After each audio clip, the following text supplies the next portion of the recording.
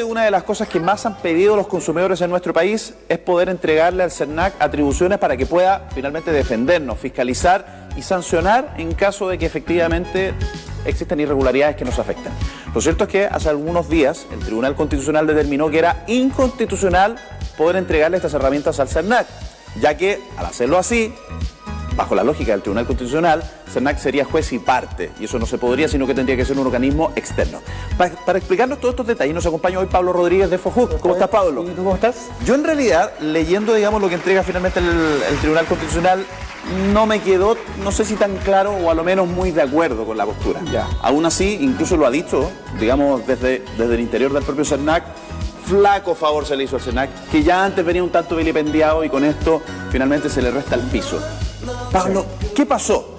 Bueno, yo creo que todos coincidimos desde los distintos sectores que esto fue una gran derrota para todos los consumidores y consumidoras. O sea, que al CERNAC no se le haya dado facultades o que a la institucionalidad no se le haya fortalecido para proteger nuestros derechos, eso es grave.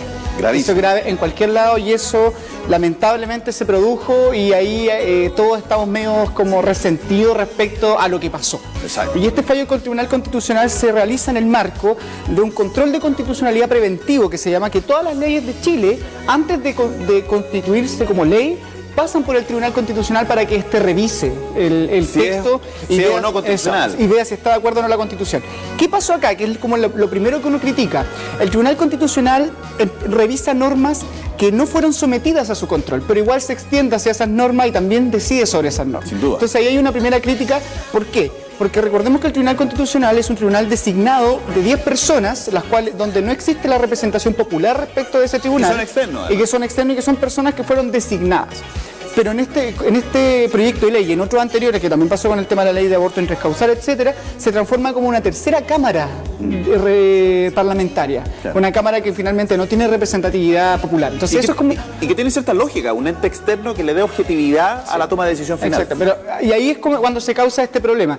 Entonces, este proyecto de ley iba, digamos, todo auguraban que iba a ser más o menos un buen proyecto a muchos sectores, pero en este Tribunal Constitucional se le cortan esta atribución al CERNAC y todos quedamos como un poco sorprendidos de lo drástico que fue el tribunal, porque yo apostaba, al menos desde lo que yo he investigado, que quizá el Tribunal Constitucional iba a matizar o iba a disminuir algunas facultades, pero no que las iba a sacar derechamente. Más aún cuando en la antesala de todo esto ya se había hablado de aumentar las sanciones. A ver, la lógica y el sentido común apelaba, digamos, a eso, a que le íbamos a entregar más fortaleza a este, como se le ha llamado, en algunos casos hasta peyorativo, este león sin dientes. Sí, exactamente. ¿Qué pasó? Entonces, el actual CERNAC es un CERNAC que finalmente a lo único que puede llegar es a una mediación. O sea, decirle al empresario, siéntese acá, conversemos, lleguemos a un acuerdo.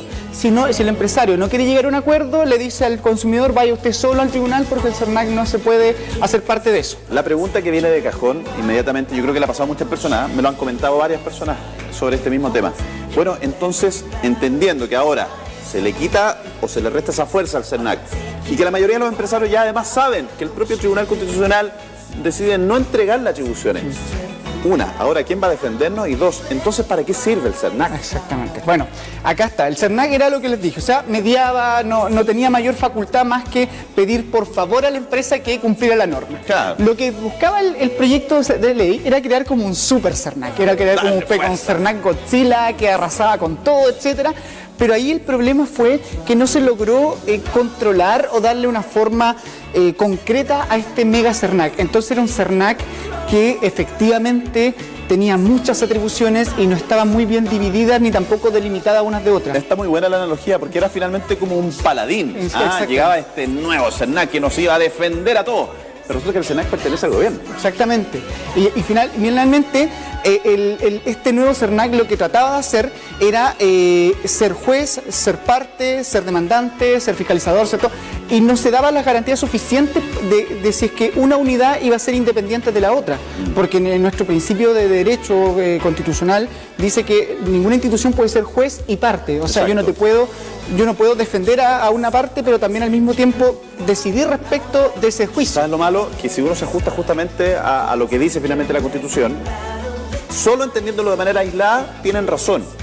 pero entendiendo el contexto en Chile, no hay absolutamente ningún organismo externo, por tanto, que no pertenezca al gobierno o que no sea de parte del empresariado, que pueda ser de ente regulador. O sea, la lógica del CERNAC era que no existiendo este entorno, o sea, este ente, se le iban a entregar herramientas, pero no pasó. Exacto. O sea, quedamos solos. Exacto. Y el Tribunal Constitucional, ¿qué generó finalmente? Generó a un CERNAC que salió totalmente apaleado. Con Yayita. Ya con el brazo ahí colgando, porque finalmente el CERNAC nunca pensó que el Tribunal Constitucional le iba a dar, en buen chileno, una paliza. Le dieron una paliza. Sino que el CERNAC pensó. Pero acá, en esta paliza que se le dio al CERNAC, ahí cuando nosotros como Asociación de Consumidores FOJUC y también que somos parte de una agrupación nacional que tiene varias asociaciones en distintos países, en distintas regiones, hacemos respecto al llamado a que acá, si queremos señalar responsables respecto de lo que fue este proyecto de ley, nosotros como FOJUC al menos señalamos a dos grandes responsables que para nosotros tienen que generar una autocrítica y generar una reflexión. ¿Quiénes son? En primer parte son los parlamentarios que revisaron este proyecto de ley. Sin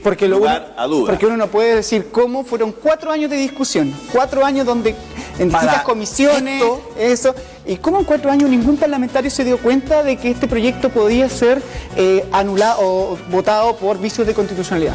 ¿Ya? Eso a nadie le cabe la duda. O sea, si se está haciendo el trabajo, si revisan bien los proyectos que van a lanzar, todas esas cosas nos empiezan a nosotros, porque nosotros como FOJUC fuimos parte de esa discusión y justamente hicimos prevención respecto a esta como concentración de atribuciones con pocas garantías respecto a la separación. Sí, se veía venir. Muchas voces dijeron. Y el otro es el Servicio Nacional del Consumidor, CERNAC.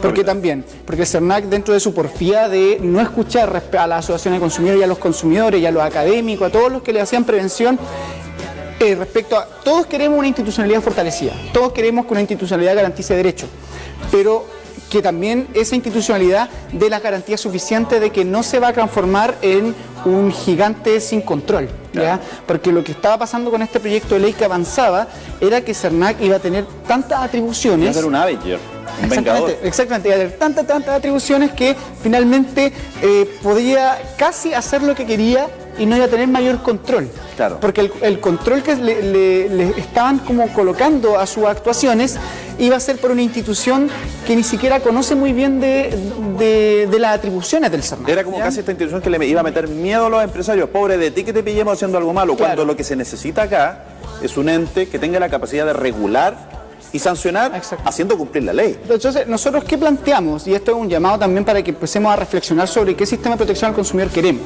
Pensamos que si es que queremos generar una verdadera institucionalidad garante, tenemos que dividir las funciones, ¿ya? Porque ¿qué pasaba? Que dentro del mismo CERNAC supuestamente iba a haber una unidad de fiscalización y una unidad de sancionatoria, y lo que decían ellos que no, es que ellos no se van a topar, ellos no... O sea, eso es falso. O sea, el CERNAC funciona en un edificio, están al lado. Claramente se iba a ocurrir que iban a haber superposición iban a participar de reuniones, era lógico. O sea, iba a haber intercambio de información que no se debería intercambiar. Entonces, ahí es donde nosotros decimos, deberían crearse un servicio público que garantice las políticas públicas en torno al derecho del consumidor. Pablo, esta pregunta es súper buena, porque a propósito de lo mismo que tú estás diciendo, para darle continuidad, ¿merecía, por tanto, este proyecto, porque así como está, se amputó en sus innovaciones fundamentales? Nosotros, como FOJUC, responsablemente decimos que si bien sentimos que el fondo del asunto era garantizar mayor derecho, en la forma sentimos que sí merecía... Por lo mal ejecutado. Por lo mal formulado que estaba este proyecto de ley. 4 años legisladores que no tuvieron la capacidad para visibilizar lo que tú ya habías anticipado, damos fe de aquello. Además, el mismo CERNAC, muy mala autocrítica respecto a un proyecto mal fundamentado. Exactamente. Entonces, nosotros sentimos que acá no es que los empresarios ganan, sino que acá es que los consumidores y la institucionalidad no fue lo suficientemente clara ni concreta para llevar más allá la protección de nosotros y se quedó en un diálogo sin escuchar, en una como idea de que solamente ellos son nuestros superhéroes y no confiar en la participación ciudadana de las personas, o sea, de los ciudadanos, que también podemos ser un aporte real a la construcción de una mejor economía, una economía más regulada, con menos abuso y donde finalmente se nos garantice derechos. Y eso es lo que queremos. Por último, Pablo, nada más que para cerrar esta idea de algo que ya no pasó, pero sí la herramienta es lo que entregan ustedes como FOJUC.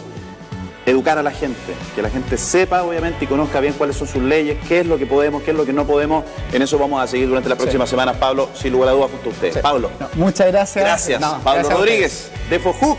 En pantalla está el contacto, el correo, que si usted necesita atender con ellos, informar, siempre está a la disposición. Súper bien. Gracias, Pablo.